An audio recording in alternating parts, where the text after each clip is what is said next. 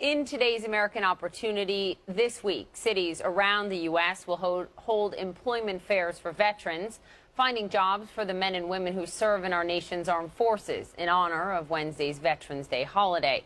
If you look at the jobs report from Friday, what it shows is that the unemployment rate for veterans is 3.9%. That is down from September. So that's an improvement from September. And it is down almost 7% from just 2 years ago. But the statistics for younger veterans are really bleak. For veterans under 24 years old, the unemployment rate is over 14%.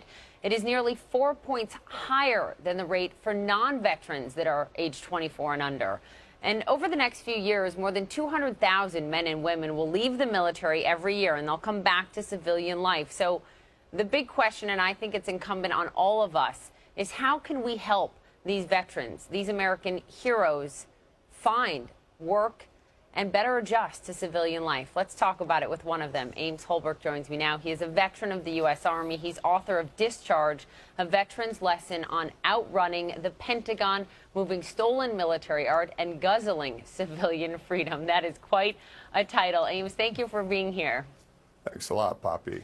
You know, you go ahead. Well, I was going to say, fortunately for all, most veterans will not experience the specific challenges that I discuss in my book that I went through. But every one of them is going to be challenged. And it's our job, I think, as a country to lessen that challenge, to welcome them.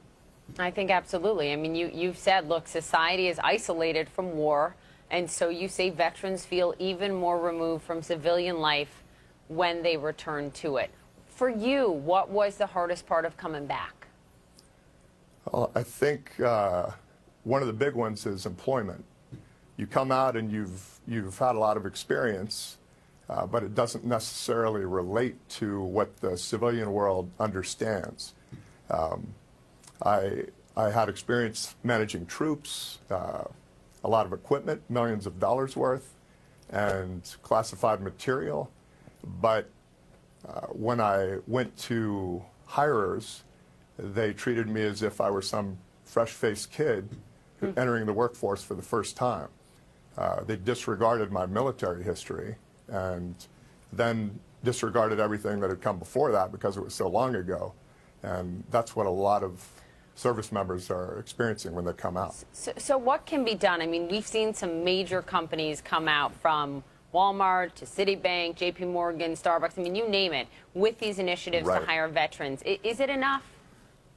It's enough if everyone does it. It's a great trend we're seeing. Right now, not everybody's on board. And the plea that I would make is that every civilian sector, private sector employer would actively go after veterans and in their ads say, we hire veterans. And then when a veteran comes to apply, let that veteran know that we have other veterans working for us and you'll work alongside them. Yeah. We understand what you've sacrificed.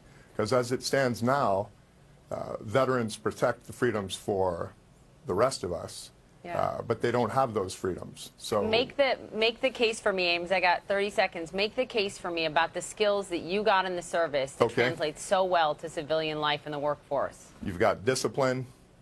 You've got the ability to learn and learn to standard. And you have, number one, I would say the most valuable thing of all, veterans are geared to accomplishing the mission under time constraints and severe conditions. So I would tell all employers, you're going to win. Everybody's going to win if you pull these veterans on board. Yeah, I think we all owe it to the veterans of America. Ames, thank you very much for your service, and thank you for being with us. Thank you very much, Poppy. I mean, my book, Discharge, has a lighter tone, but at its base, we have a very real challenge. Thank you. Yeah, absolutely. Ames Holbrook, thank you. The next hour of Newsroom begins right now.